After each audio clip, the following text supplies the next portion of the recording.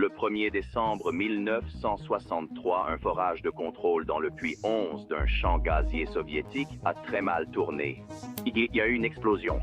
Ce qui a suivi fut un incendie d'une ampleur inimaginable, une colonne rugissante de flammes qui a brûlé sans interruption pendant des années, chaque jour. Les Soviétiques ont réagi comme à leur habitude. Ils l'ont bombardé avec une bombe nucléaire. La Russie s'est bombardée avec une bombe 2 fois plus puissante que celle d'Hiroshima. Ça paraît choquant, non? En réalité, cette bombe a résolu un problème vieux de 3 ans en seulement 23 secondes. À l'automne 1966, l'Union soviétique a fait exploser une bombe nucléaire dans un champ de gaz en feu en Ouzbékistan. Et ce n'était pas un événement isolé. La Russie a procédé à des explosions nucléaires encore et encore. À cette époque, l'amour de la Russie pour les armes nucléaires servait ses ambitions, mais au détriment de son peuple. Pourquoi la Russie s'est-elle bombardée elle-même avec des armes nucléaires? Et comment cela a-t-il résolu un grand problème? Pour expliquer, laissez-moi révéler une grave erreur de l'Union soviétique il y a des décennies. Durant la Seconde Guerre mondiale, l'énergie soviétique reposait quasi uniquement sur le charbon. L'invasion de Hitler ayant isolé l'Union des républiques socialistes soviétiques de ses régions charbonnières, le pays a subi une grave crise énergétique. Face à la pénurie de charbon, les planificateurs de Staline ont cherché une alternative, et le gaz naturel, encore peu testé, s'est imposé comme option prometteuse. Et ils ont trouvé une idée. Le département de l'industrie pétrolière, fort de ses succès dans la construction d'oléoducs, a proposé un gazoduc reliant les nouveaux gisements près de Saratov, à environ 800 km au sud-est de Moscou, directement à la capitale. Après la guerre, avec le début de la guerre froide, l'indépendance énergétique est devenue encore plus urgente. Les États-Unis avaient déjà sécurisé de solides alliances avec les producteurs de pétrole du Moyen-Orient, assurant ainsi leur propre sécurité énergétique. Mais les Soviétiques avaient un plan astucieux. Les dirigeants soviétiques comprenaient que s'ils pouvaient trouver et contrôler d'importantes réserves de pétrole et de gaz, ils pourraient non seulement sécuriser leur propre économie, mais aussi rendre l'Europe, les alliés traditionnels de l'Amérique, dépendante de l'énergie soviétique. Après son achèvement, le gazoduc soviétique devait s'étendre sur 3500 miles et fournir 40 à 70 millions de mètres cubes de gaz naturel par an à divers pays européens. L'Europe fournissait l'équipement et la technologie pour le gazoduc, et l'Union des républiques socialistes soviétiques rembourserait sur 10 ans à 7,75% d'intérêt en livrant une valeur équivalente en gaz naturel.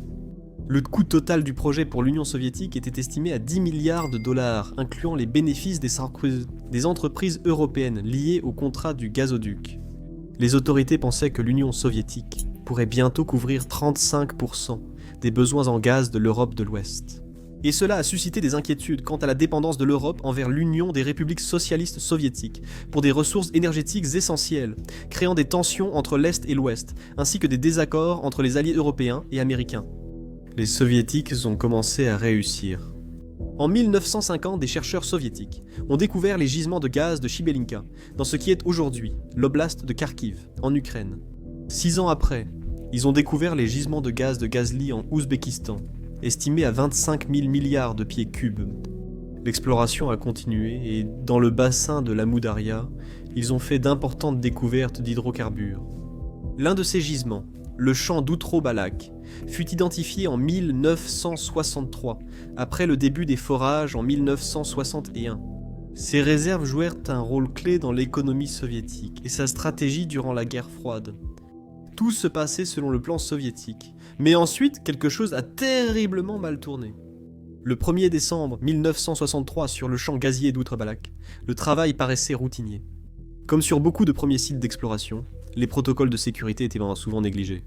Les procédures existaient, mais étaient ignorées sur le terrain. Les ouvriers pensaient peut-être bien connaître la terre. Ils ignoraient le danger du puits. Sur ordre de l'entrepreneur, le forage a continué. Hormis les ingénieurs, chercheurs et l'entrepreneur, peu comprenaient réellement l'immense potentiel et le danger du gaz piégé dessous. Et ce qu'ils ont fait ensuite est devenu un casse-tête inimaginable. Non pas pendant des jours ou des semaines, mais pendant des années. Au puits numéro 11, ils ont foré jusqu'à 2409 mètres, soit près de 2,5 km sous terre. Mais sous leurs pieds se trouvait une immense formation contenant du gaz, scellé sous une pression énorme de 300 atmosphères et Pour vous donner une idée, c'est une pression tellement énorme que c'est comme si un camion entièrement chargé était posé sur votre gros orteil. Puis l'inévitable arriva. Un ouvrier heurta accidentellement la poche de gaz. La foreuse a percé la poche, déclenchant une violente éruption et un puissant jet de gaz à la surface. La force a arraché la structure en acier et dévasté le site. Le puits numéro 11 n'était plus un simple projet. Il était devenu le centre de l'une des catastrophes gazières les plus dangereuses que l'Union soviétique ait jamais connues. Nul ne sait combien d'ouvriers de forage sont morts ce jour-là, les rapports officiels et l'histoire ne l'ayant jamais indiqué. Mais ce que tous retiennent, c'est l'incendie. Dans le chaos, une étincelle a enflammé le gaz s'échappant. Ce qui a suivi, c'est un incendie d'une ampleur inimaginable. Une colonne de flammes rugissante qui a brûlé sans interruption pendant 1064 jours. Chaque jour, il brûlait environ 12 millions de mètres cubes de gaz naturel, disparaissant dans le ciel dans une énorme explosion aveuglante. La chaleur était si intense qu'elle illuminait la nuit sur des kilomètres. Les flammes étaient visibles bien au-delà de l'horizon, et l'air ondulait sous l'effet de la chaleur intense. La catastrophe n'a pas seulement anéanti la productivité du champ, elle a aussi dévasté l'écosystème local. Kamil Mongolchev, le chef de l'équipe chargée d'éteindre l'incendie, tenait un journal.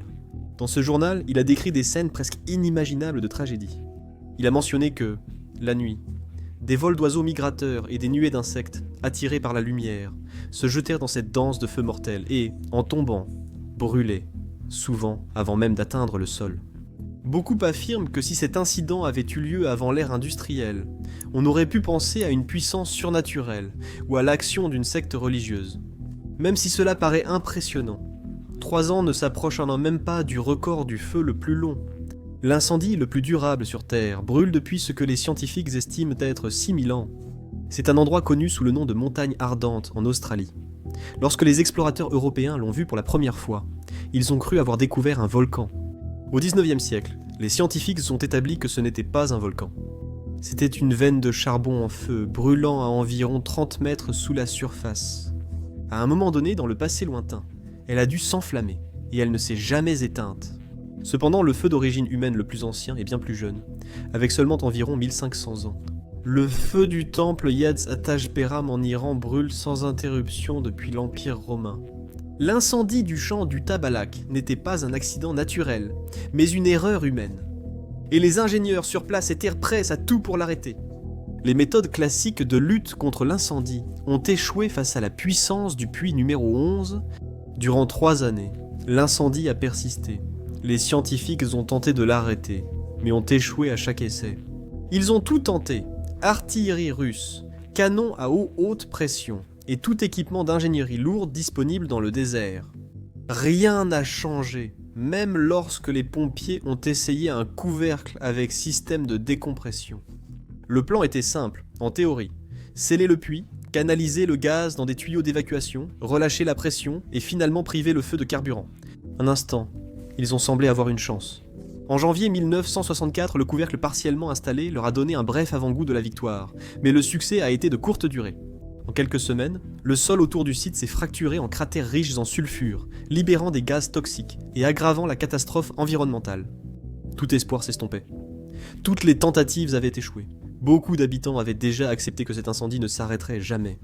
Au même moment, alors que l'exploration de l'Union des républiques socialistes soviétiques faisait face à la catastrophe d'Outwabalak, une autre course débutait. La course à l'énergie nucléaire et aux armes nucléaires leur a donné une idée folle. Les soviétiques avaient déjà expérimenté la puissance d'une bombe nucléaire. L'Union soviétique avait étonné le monde en testant sa première arme nucléaire au Kazakhstan, bien plus tôt que prévu par les renseignements américains. S'ensuivit une course avec les États-Unis pour maîtriser la prochaine génération d'armes, la bombe thermonucléaire ou à hydrogène. Fin 1952, les États-Unis ont testé leur première bombe à hydrogène sur un atoll des îles Marshall, des centaines de fois plus puissante qu'Hiroshima.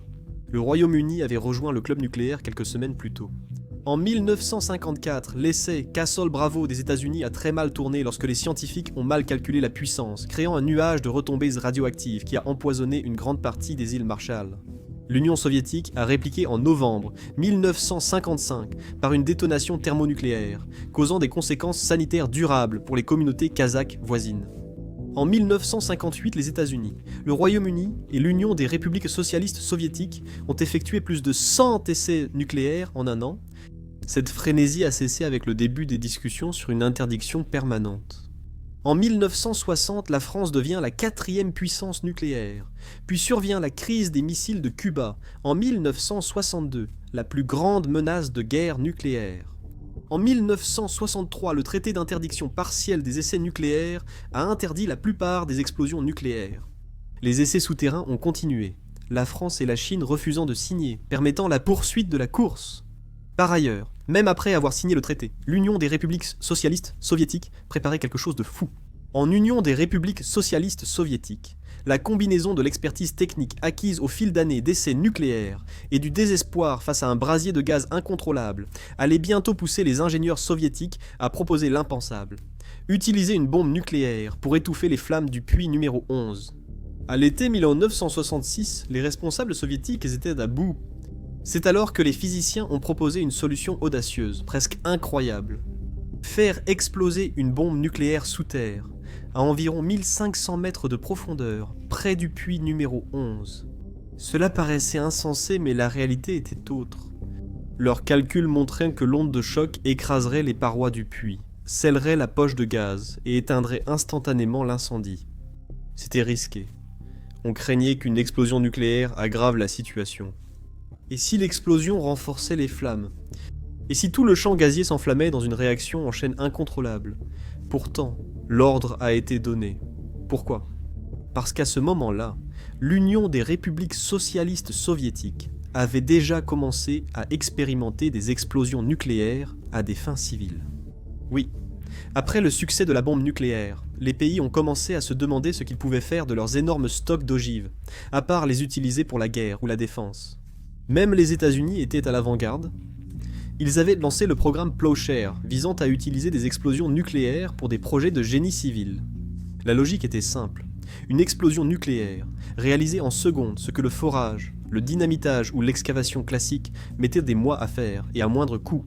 Les soviétiques ont aussi vu le potentiel. Pendant la guerre froide, alors que beaucoup voyaient les explosions nucléaires uniquement comme des armes, l'Union des républiques socialistes soviétiques prévoyait discrètement leur usage à des fins pacifiques. C'est ainsi qu'a débuté le programme numéro 7, des explosions nucléaires pour l'économie. Il a été lancé sous la direction d'Alexandre D. Zarkanikov, concepteur en chef d'armes du laboratoire nucléaire de Tcheliabinsk 70, avec Oleg Elkardrovski comme scientifique en chef. Au départ, le programme copiait le modèle américain d'excavation nucléaire et de stimulation pétrolière, mais en 5 ans, il couvrait 6 ou 7 applications et impliquait 10 ministères soviétiques. Efrem Pislovski, ex-ministre du ministère de la construction de machines moyennes, était l'un des plus fervents défenseurs et le moteur du programme nucléaire soviétique. Fasciné par les efforts américains du programme Plowshare, Slavsky pensait que les explosions nucléaires pouvaient transformer l'industrie. Le 15 janvier 1965, sous la directive d'Efrem Pislovski, les soviétiques ont descendu un engin nucléaire de 140 kilotonnes dans le sol gelé, à 178 mètres de profondeur sur le site de Chagan, au nord du Kazakhstan. Lorsqu'il a explosé, le souffle a ouvert un cratère immense qui s'est rapidement rempli d'eau, formant un lac artificiel au cœur de la steppe kazakh. Slavsky, toujours spectaculaire, aurait été le premier à nager dans ces eaux radioactives. Dès lors, le programme numéro 7 a vu plus grand. Les dispositifs nucléaires ne serviraient plus seulement à créer des cratères. Ils serviraient à augmenter la production de pétrole, creuser des cavernes de stockage dans le sel et éteindre les incendies de puits de gaz. Cette année-là, le programme soviétique d'excavation nucléaire vise un nouvel objectif audacieux, remodeler la carte de la Russie. Le bassin de la Volga et la mer Caspienne rétrécissèrent depuis des décennies, asséchés par le climat et la demande agricole et municipale.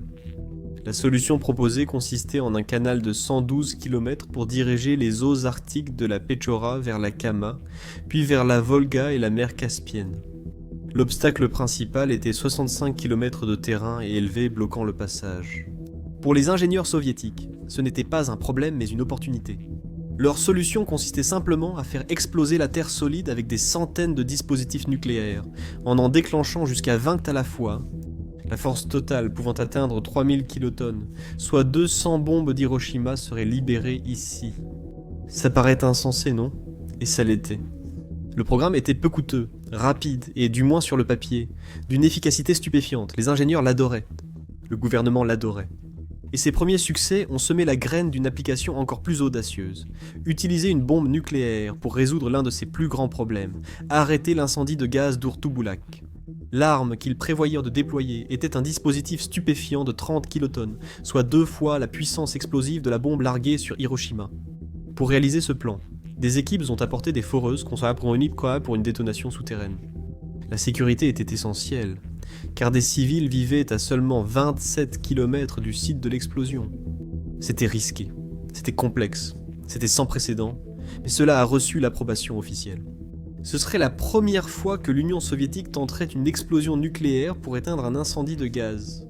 2 puits étroits, à peine larges d'1 pied, ont été forés aussi près que possible de la plateforme en feu.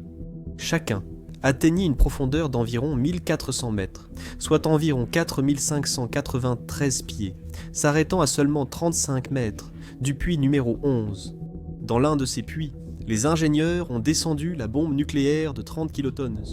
Le puits a été rebouché avec du ciment pour contenir l'explosion et éviter qu'elle perce la surface. Le contrôle était essentiel, surtout avec une telle puissance destructrice près d'une zone habitée. Une fois toutes les préparations terminées, l'ordre a été donné et la bombe a été déclenchée. Le journal soviétique Pravda Vostoka a ensuite décrit la scène. Par ce froid jour d'automne 1966, une secousse souterraine inédite a ébranlé les sables blancs et l'herbe rare du désert. Une brume poussiéreuse s'est élevée au-dessus de la plaine. La torche orange du puits en flammes s'est atténuée. D'abord lentement, puis de plus en plus rapidement, jusqu'à ce qu'elle vacille et s'éteigne. Après 1064 jours, le silence est revenu pour la première fois. Le rugissement du jet de gaz avait disparu. Après 3 ans de feu continu, tout s'est fini en 23 secondes. Un vrai miracle, non? C'était la magie de la science. Vous voyez ? Le dispositif nucléaire est déclenché profondément sous terre, juste à côté du réservoir de gaz qui fuit dans une cavité préalablement forée. Contrairement à l'eau ou aux méthodes chimiques, cela ne fait pas que refroidir, mais élimine totalement la source de combustion. Les réservoirs de gaz, soumis à forte pression, fuient souvent par les fractures de la roche. L'onde de choc de l'explosion nucléaire comprime la roche, scelle les fractures et coupe l'écoulement du gaz. Le feu ne peut pas survivre sans combustible, donc il s'éteint complètement. Le succès au puits en numéro 11 avait permis d'éviter la perte de milliards de mètres cubes de gaz. Pour la première fois, une bombe nucléaire a été utilisée pour éteindre un incendie de pétrole ou de gaz. Mais ce n'était pas le dernier incident. Par la suite, les ingénieurs soviétiques ont souvent réutilisé cette méthode extrême pour contrôler des puits incontrôlables. Quelques mois plus tard, un incendie au champ gazier de Pamuk s'est propagé à la surface par plusieurs puits. Sûrs, après leur victoire, les ingénieurs ont estimé qu'une bombe de 47 kilotonnes enterrée à 2,44 km, environ 1,5 miles, suffirait. Ils ont répété. Forer, descendre l'engin, sceller au ciment, puis détonner. Quelques jours après, le feu s'était éteint. En mai 1972, une fuite de gaz brûlant depuis 2 ans sur le champ de Misk-E, dans le sud-est du Turkménistan, fut éteinte par une explosion souterraine. En juillet de la même année, un incendie en Ukraine a été maîtrisé par une détonation de 3,8 kilotonnes à plus de 2,4 km sous terre. La dernière tentative a eu lieu en 1981 sur le champ gazier de Koumchinskoïa, sur la côte nord-est gelée de la Russie européenne. Je suis certain de mal prononcer ces noms. Cette fois, une explosion de 37,6 kilotonnes a eu lieu à 1511 mètres de profondeur. Mais rien ne s'est déroulé comme prévu. La fuite était mal localisée et l'explosion n'a pas permis de la colmater. Peu d'informations ont filtré, mais les soviétiques auraient raté leur cible, devant forer d'autres puits de secours. L'explosion du champ gazier de Pamuk fut la tentative de lutte contre le feu par explosion nucléaire la plus profonde et puissante de l'histoire soviétique. L'Union soviétique a mené 124 explosions nucléaires à des fins pacifiques sur son territoire, dont 5 pour éteindre des incendies de puits de gaz incontrôlés.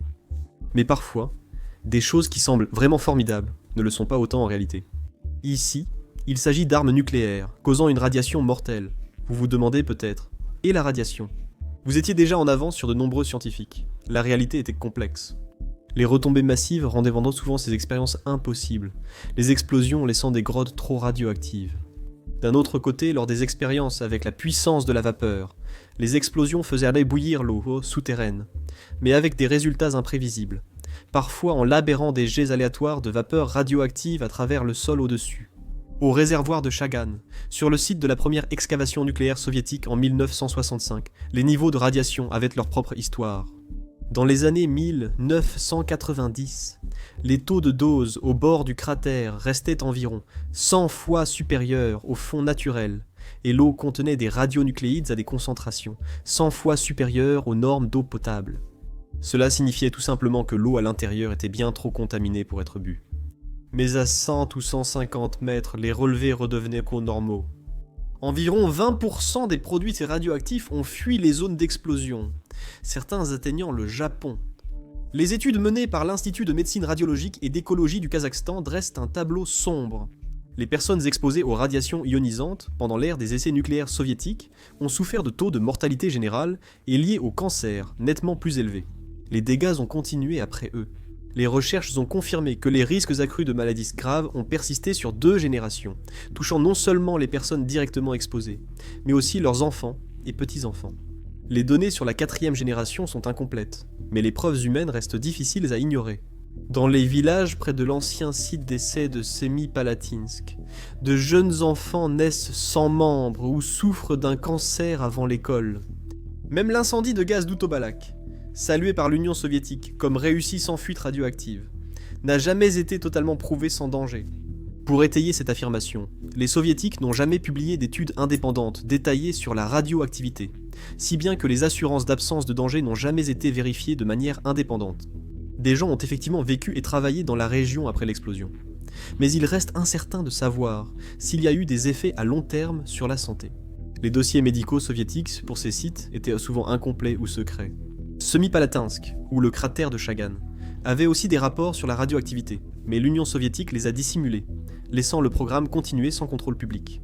Les explosions de Chagan et d'Outrabalak étant remarquables, les États-Unis ont porté plainte, jugeant l'essai de Chagan comme un essai d'armes cachées et une violation du traité d'interdiction partielle des essais nucléaires de 1963, forçant l'Union soviétique à signer le traité sur les explosions nucléaires pacifiques, en 1976. Il imposait des limites strictes. Aucune explosion ne pouvait dépasser 150 kilotonnes. Aucune série d'explosions ne devait dépasser 1500 kilotonnes. Et toutes les parties devaient partager les données techniques, permettre les inspections sur site et coopérer à la vérification. Pour Moscou, l'un des principaux moteurs était le projet imminent du canal Kama-Petra, un méga-projet qui aurait nécessité des dizaines, voire des centaines de détonations nucléaires pour traverser les hauteurs. À ce moment, les États-Unis avaient déjà renoncé à leurs ambitions paix et du programme Plaucher. Même un engin de 150 kilotonnes pouvait provoquer une grave contamination. En 1978 en Yakoutie, l'Union des républiques socialistes soviétiques a provoqué une explosion nucléaire pour créer un réservoir souterrain d'extraction d'or. L'explosion a fracturé la roche environnante de manière inattendue, permettant à des gaz radioactifs de s'échapper vers la surface. Le sol et la végétation ont été contaminés, les habitants ont été forcés d'évacuer, et toute la zone a été déclarée dangereuse pendant des décennies. Le traité d'interdiction complète des essais nucléaires, interdira ensuite toutes les explosions nucléaires à des fins pacifiques. Mais tout le monde n'était pas d'accord. La Chine a signé le traité d'interdiction complète des essais nucléaires en 1996, mais ne l'a pas ratifié, exigeant que l'interdiction des explosions nucléaires pacifiques soit revue 10 ans après l'entrée en vigueur du traité. Parce que pour la Russie et la Chine, les risques des radiations étaient secondaires. Leur but principal était de conserver l'option nucléaire, tant pour un avantage militaire qu'industriel. Les préoccupations concernant les fuites radioactives traversant les frontières l'emportaient rarement sur leurs ambitions stratégiques. En 2010, certains ont même proposé d'utiliser une explosion nucléaire pour contenir la marée noire massive de Deepwater Horizon dans le golfe du Mexique. Mais le gouvernement américain a refusé, sachant que le coût d'une explosion nucléaire dépasserait largement les économies envisagées. Mais la Russie n'a pas changé sa façon de penser. Même après l'effondrement de l'Union soviétique, elle a cherché à maintenir son influence sur le Kazakhstan, un pays enclavé qui est devenu le premier producteur mondial d'uranium, tandis que la Russie, elle-même, occupe la 6e place. Son besoin urgent d'uranium et d'énergie nucléaire était évident. Contrôler cette ressource offrait un avantage économique et un atout majeur dans les négociations mondiales sur l'énergie et la sécurité. En août 2025, La construction de la première centrale nucléaire du Kazakhstan a débuté officiellement à Olkin, près du lac Balkhash, dans la région d'Almaty. Le projet nécessitait au moins 10 ans et un investissement de 14 à 15 milliards de dollars. La Russie a été choisie pour diriger la construction de la première centrale, tandis que la Chine doit diriger le développement de 2 centrales supplémentaires. Ironiquement, les essais nucléaires soviétiques avaient déjà exposé 1,5 million de personnes aux radiations. Les habitants n'ont jamais été prévenus des dangers. Certains étaient encouragés à observer les champignons nucléaires depuis des zones spécifiques. Les gens ont continué à vivre, à cultiver et à boire de l'eau provenant de terres contaminées. Après 1991, les zones irradiées ont enregistré des taux de leucémie, de cancer de la thyroïde et du sein, 2 à 3 fois plus élevés que la moyenne nationale. Les malformations congénitales et les mutations génétiques étaient également nettement supérieures aux niveaux normaux. Pourtant, le pays oubliait tout, reliant souvent son sort à la Russie et laissant le peuple kazakh affronter des pénuries d'électricité persistantes. Dans les prochaines années, presque tous les pays, pas seulement la Russie, vont se disputer l'uranium. Pourquoi ? La course aux armements nucléaires, ralentie fin XXe siècle, revient. Aujourd'hui, 9 pays, les États-Unis, la France, le Royaume-Uni, la Russie, l'Inde, le Pakistan, Israël, la Chine et la Corée du Nord, détiennent ensemble environ 13 000 ogives nucléaires. C'est suffisant pour anéantir la civilisation humaine plusieurs fois, et ils ne comptent pas s'arrêter là. Chaque État nucléaire veut renforcer son arsenal, tandis que les pays non nucléaires cherchent à devenir des puissances indépendantes. L'Iran poursuit son ambition nucléaire depuis les années 1980, travaillant toujours en secret. Ce n'est pas seulement des ogives, mais aussi de l'énergie. Alors que le charbon et le pétrole, les combustibles traditionnels, en déclinent, la demande mondiale en énergie ne cesse d'augmenter. La course à l'énergie nucléaire devient aussi féroce que la course aux armes nucléaires. Où tout cela mènera, seul l'avenir nous le dira. Merci d'avoir regardé.